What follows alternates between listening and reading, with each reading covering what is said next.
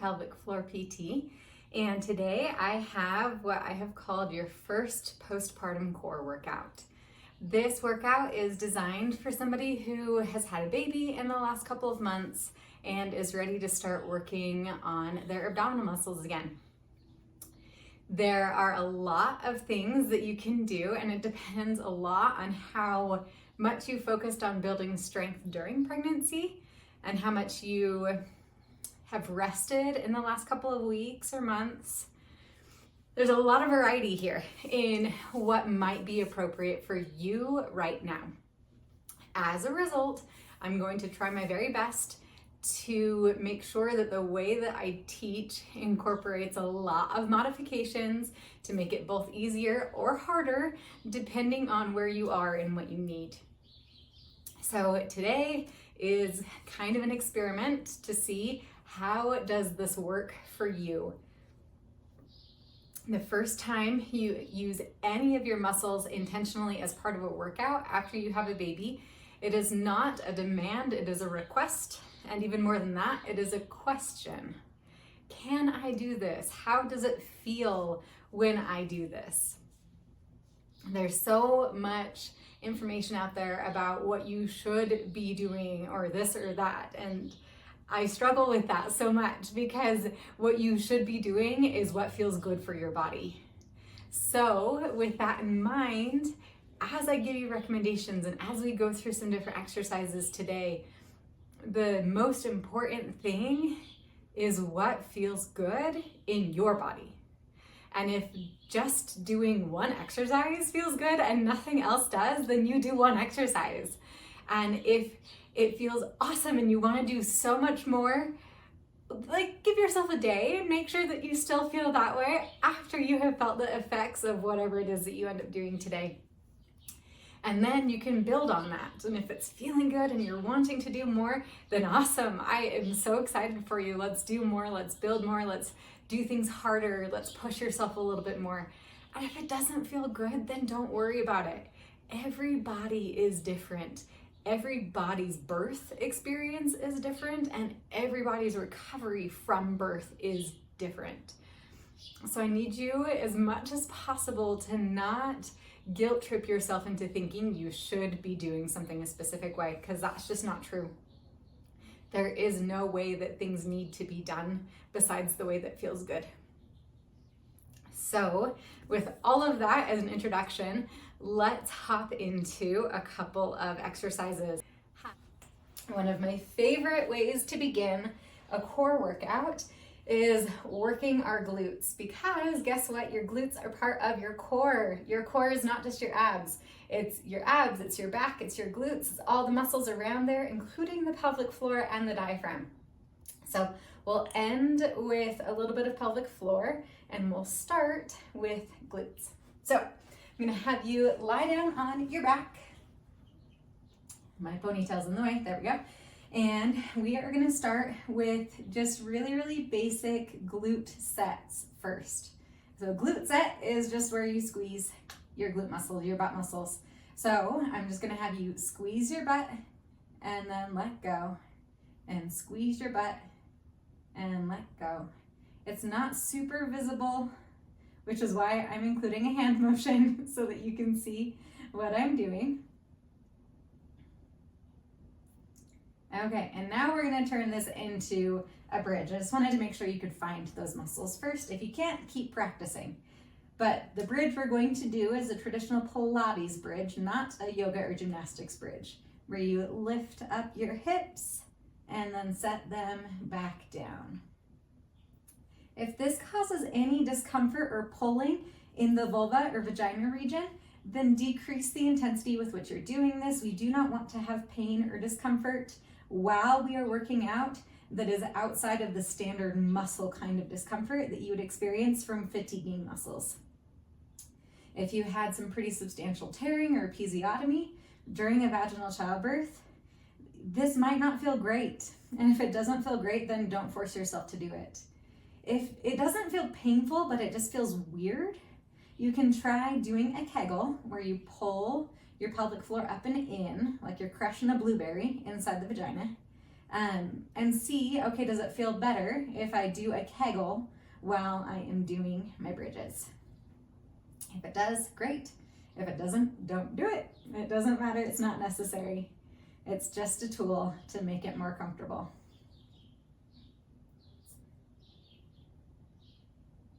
Last one here. Okay, great. We're gonna stay laying down on your back and come to your abdominal muscles. So the abdominal muscles have a lot, there's 4 different muscles primarily in this muscle group that we are looking at.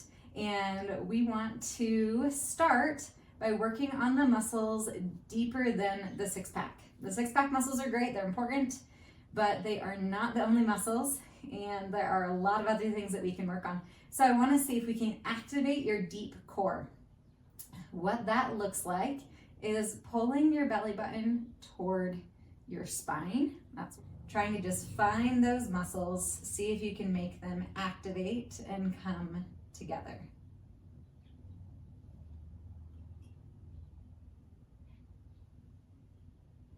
Some people, I can't remember if I said this, some people find that it's easier to exhale while you're doing it. It's easier to find during an exhale. I have found usually super powerful exhales are not helpful, but a gentle exhale helps a lot of people.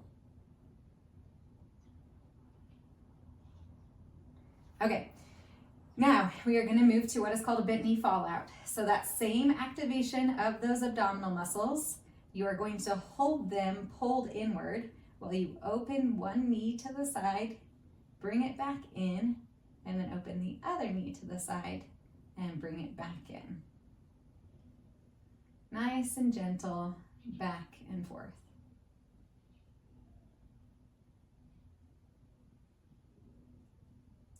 Now, I didn't talk about this at the beginning, but if you have diastasis recti, this workout video is most likely totally fine for you. This is a really gentle activation workout. We're not doing anything crazy. But just like with anything else, listen to your body. Does it feel like you can find the muscles? Does it feel good to engage them? You're probably just fine. So let's go for it.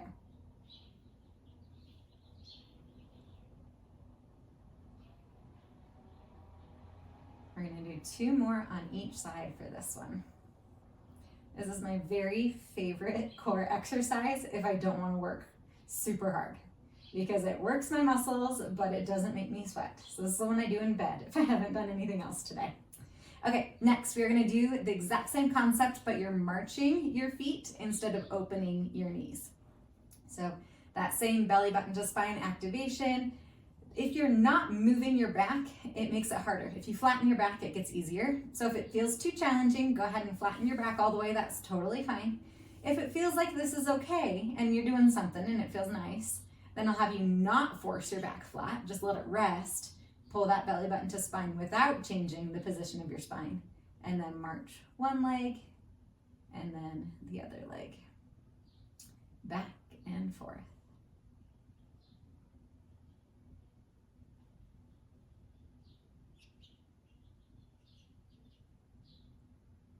Important to remember that you need to breathe while you do this. We want air flowing in and out of your lungs. I don't want you to get lightheaded. I don't want you to pass out. That's the last thing that we want to do here. So make sure to breathe. Sometimes it helps to count, because counting out loud guarantees that air is moving in and out of your lungs. Because if you're counting out loud, then you are breathing and producing air to come out with the count. So that's an easy way to make sure that you're doing that. Otherwise, pause if you need to, and then resume. And if you have to breathe while you're not moving your legs, that's totally fine. Maybe do 1 or 2 per side and then pause and breathe, and then 1 or 2 per side and then pause and breathe.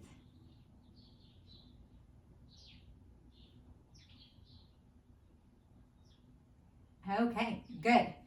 Next, we are going to do 1 more exercise lying down on your back. This one is just a little bit different to kind of change the challenge to the muscles. It's not super, super hard to do just fine. It can be challenging to do really, really good or really, really well. So let's play with it and see how it feels.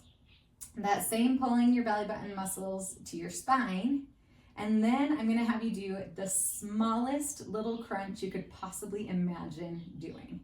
Just like you're sitting up in bed and it's that little lift that you do before you roll over through your side to get up. Okay, so it's just really, really small.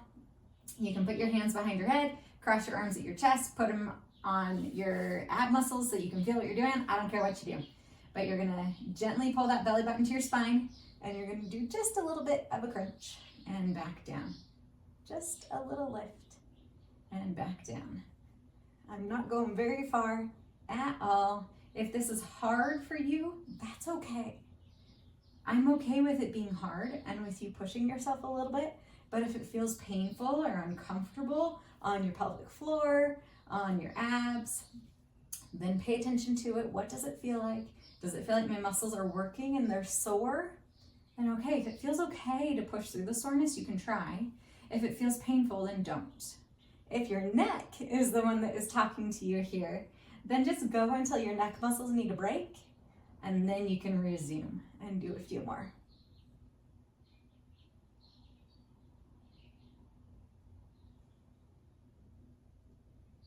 Good, let's do one more. Good, okay. So those are all the ones laying on your back. Now I'm gonna have you roll onto your side. We are gonna do a variation on a side plank here. I want this to be super, super gentle. Side plank is actually easier for a lot of people postpartum than plank is, as far as just starting things out is concerned, because side plank requires less work of your six-pack muscles, which are the ones that get the most stretched by pregnancy. But side plank is still a challenging exercise, and so we're gonna start super, super gentle. You're gonna be on your knees and on your elbow, and you're just gonna lift your hips up and then set them right back down.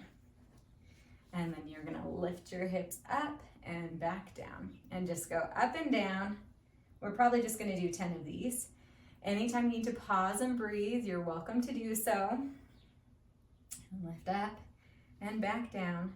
The one thing I want you to specifically pay attention to with your ab muscles is that you're not pushing them outward. So just check in on them, look at them. If it looks like they're poking outward, then just try to do a gentle belly button to spine, and maybe use an exhale. So here, right before you lift, and then back down, and see if that makes it any easier to not push outward with your belly button. I think that was 7, so let's go for 3 more. If you're done, you can be done. But I'll get my pretended 10 in just because I'm not positive how many I've done. And we'll call this one 10. Okay, and then let's swap to the other side. So same concept, on your elbow, on your knees, a gentle belly button to spine, just so that you're not pushing your belly button outward. It doesn't need to be powerful. I just don't want outward pushing through those ab muscles. So you're gonna lift up and then back down, and we'll try to do 10 on this side as well. And if it ever feels too hard or you need a break, you can take that top hand from your hip and put it down on the ground and help push a little bit with the top arm. That is totally fine. It's easier to do it that way. So if you're feeling challenged, do it that way. If it feels too easy, bring that arm back up. Don't let yourself make it too easy. That's not what we are here for. If this is way too easy, you can straighten your top leg, and that makes it a little bit harder as well. And then last one. Good. Okay. And then we are going to do a variation on a plank. I am okay with people doing planks as early as about 6 weeks postpartum. I think it's fine as long as it feels okay, and as long as you can feel yourself pulling your belly button to your spine. But a lot of people struggle to know for sure, like, what am I even doing? How do I even activate my abs in that position? And so instead of starting in a regular plank, we're gonna start in all fours. So I'm gonna have you come to your hands and your knees, and you're just gonna step back, and then back in, and then step back, and back in with one leg at a time, pretending like you're gonna lift up into a plank, but not actually moving your second leg up into a plank. So it's just a nice practice to remind your muscles how to move, how to pull up and in. Now some of you might be like, oh, that's familiar. I do this in yoga, or I know what bird dog is. I've done that before, where I move my arm and my leg together. And that is good, but that's a little bit different than what we're doing here. What you're doing here is pushing down a little bit through that toe while it's extended to make your abs work just a little bit differently than they do when you're doing a bird dog, where you do that arm and leg reach. It's a very, very different exercise from that, where you're digging your toe into the ground like you're gonna step back into a plank. One more on the last leg. Good. Okay, so that one, and then let's do bird dog. So the one that I just demonstrated, but we are gonna start with just your arms. So to make sure this feels good, I want you to just move through your spine a little bit. Find a position that feels comfortable for you, somewhere in the middle range of what we call your neutral spine. Keeping the back of your neck long. I want you looking down at the ground, but not down here. I want it lifted. You are going to reach one arm forward and back down, and then the other arm forward and back down. Your belly button is just gently pulled into your spine here. We're gonna do just the arms by themselves first.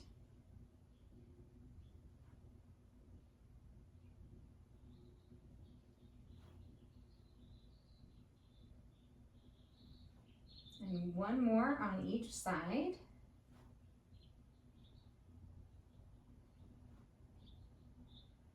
And then we're gonna do just the legs. So you're gonna extend a leg out and back in, extend a leg out and back in. The toe is off the ground this time, because we are not doing it to pretend it's a plank.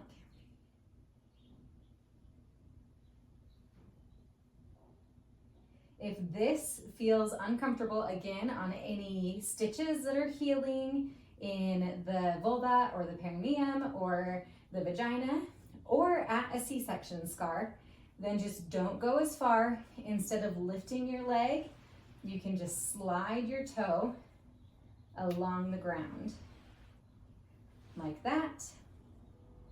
Or you can just do a very small extension where you're not taking your leg all the way out behind you. But if that all feels good, then you're welcome to let it go all the way back in the air behind you. Good. Last ones per side.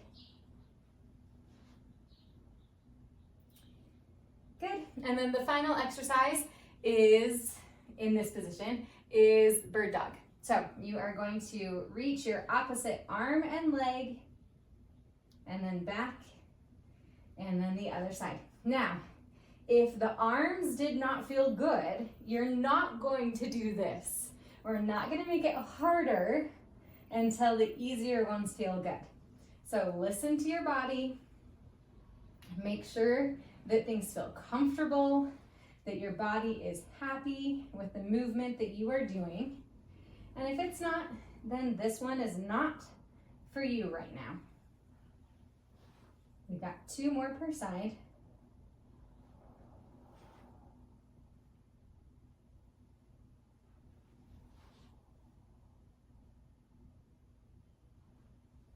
And last one. Good. And then we are going to end today by doing our Kegels. So I teach people how to do Kegels as a part of my regular practice. In 99% of cases, doing Kegels is appropriate. However, there are those cases in which it's not appropriate. So listen to your body. If it doesn't feel good, if you can't tell what you're doing, seek guidance. You can talk to your OB-GYN, you can ask them next time you see them to do a quick vaginal exam and tell you if you're doing a Kegel properly. You can go see a pelvic floor PT in person and they can give you more specific guidance. Or you can try to self-assess your muscles on your own just by poking those muscles inside of the vaginal canal and seeing, can I feel them pull up and in, and can I feel them lower down and open? I talk more about that on my Instagram channel. However, for right now, we're gonna pretend like you are the perfect candidate to be doing some Kegels. We're not gonna do a lot. We're just going to do some gentle activations to begin with today. I want you to imagine that you are sitting on a blueberry. It's right at the entrance to your vagina. You are going to grab that blueberry with your pelvic floor muscles, the muscles inside of your body that you would engage if you're trying to stop yourself from peeing or stop yourself from passing gas. You're gonna grab that blueberry, pull it as high into your body as you can while you crush it like you're trying to turn it into blueberry juice. And then you're going to take that crushed blueberry all the way back down to the entrance and let go of it. If this is too challenging, you can do it lying down. You're gonna pull that blueberry up and in and crush it, and then take it all the way back down and let go of it. Blueberry up and in and crush, lower and let go. Up and in and crush, lower and let go. Kegel and release. Kegel and release. Kegel and release. And last one, Kegel and release. Beautiful. Thank you for joining me for your first postpartum core workout. I am honored that you decided to join me and do this together. I hope to see you again soon.